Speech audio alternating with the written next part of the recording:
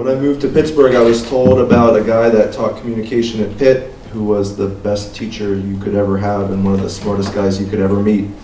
I later found out that this was Jonathan Sterne, and we're very happy to have him back in Pittsburgh to speak with us today. Jonathan Sterne currently teaches in the Department of Art History and Communication Studies at McGill University. He writes about sound and music, communication, and communication technologies, old and new, contemporary cultural studies, and a range of other matters. He's published in numerous journals, and his books include The Audible Past, Cultural Origins of Sound Production, The Sound Studies Reader, and his most recent book, MP3, The Meaning of a Format, which considers the MP3 as a historical, cultural, and political artifact. I'm very pleased to welcome Jonathan Sterne.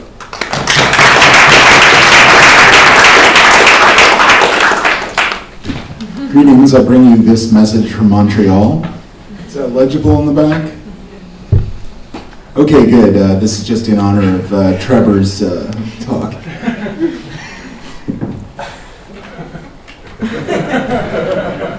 Takes a minute, yeah. All right, uncheck the tasty box.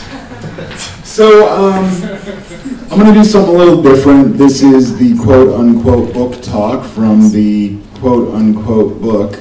I'm not going to give the sort of 40 minutes of declaiming from 350 pages, although I can and have. Instead, if you want to read the introduction for free, I'm sure that they will take your brains or your information or something, but you can Google me that way, and you'll see the book for free on Scribe D, the intro to the book, and you can read at least the beginning that way, and have a taste before you buy, just to keep the joke going. All right, so right now, actually this slide's outdated because the Nutella network was shut down, but the point is the scale of file sharing of music on the internet is so astoundingly huge that more audio exists in MP3 format than all other forms of recorded audio combined, by several orders of magnitude. So the MP3 is the most common file format in the world, and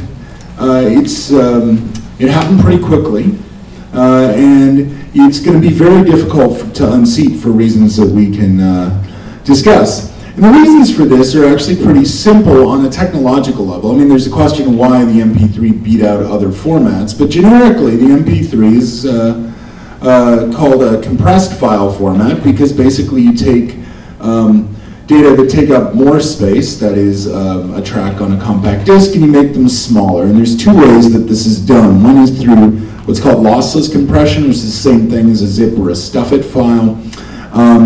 Or like when you download and update your software, it simply rearranges the number trees, and it's based on an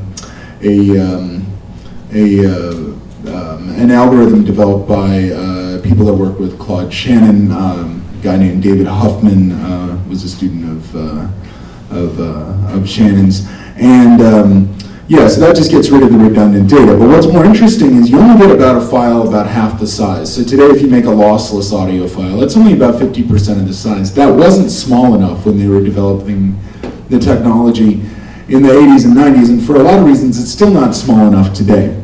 And so they do something else called perceptual coding, which is, another name for that is lossy compression, where basically what they try to do is get rid of the parts of the audio file that you're not going to hear.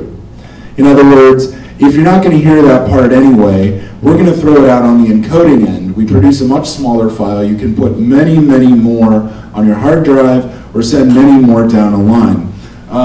And so this is one way in which I'm going to this is where I raised my hand in the Q&A of the first talk. I can't agree with the metaphysical claim that digital data are immaterial. Rather, their materiality is absolutely essential to their sort of social and historical development and emergence, and indeed to their metaphysics and their ontology. What's interesting about this is not that it's perfect, because it's not, and certainly audiophiles and nerds will go on at length about this, but that it works really well in a lot of situations, especially as we move from idealized listening situations to real-world situations. And this is because there's a mathematical model of the gaps and absences in human hearing built into the MP3 encoder. And therefore, in every MP3, there is the shadow of the imagined gaps and absences of an imagined hearer built into an MP3.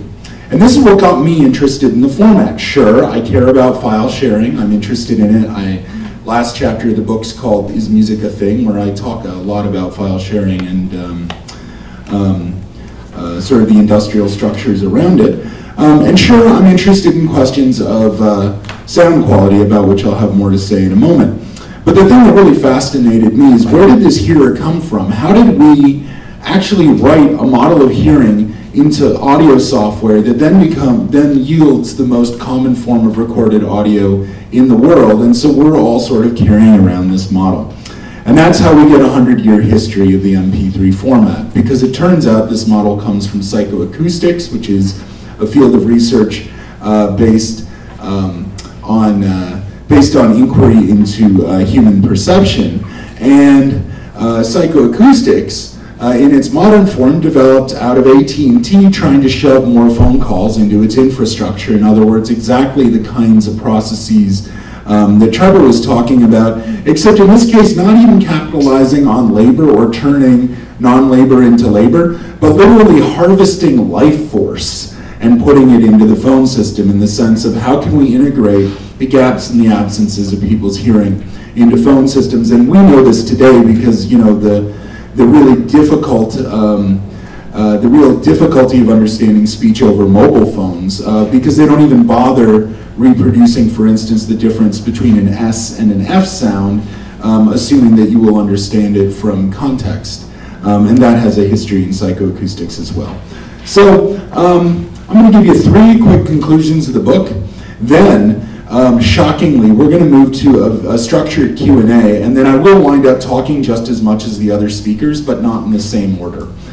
Because I wrote the book, I know it's in the book. You all come with interests, and having heard a little bit about what I have to say, we'll think your own thoughts, and so we will have a sort of structured conversation. So let me give you 3 quick conclusions they're points that I make in the introduction and then throughout the book. And I also make some of the arguments you've already heard. I totally agree about the non-rivalrous, non-excludable, although I wouldn't call it metaphysical, dimensions of digital audio being sort of their defining characteristics. And if you're going to discuss any aspect of sort of their the future of the economic relationship between musicians and recordings, that's your starting place. You know, and I certainly agree with the sort of comments about the sort of cultural malleability of value systems around music, and so on and so forth. But some other things. So the first thing is, when we talk about the history of technologies, we generally talk about them in what I call in the introduction a general history of verisimilitude. And this is the story that, you know, Best Buy tells you, but it's also the story that media theorists, including very respected people like David Roderick at Harvard, will tell you, which is that we are, you know, the history of communication technology is basically a quest for ever greater definition in representation, right?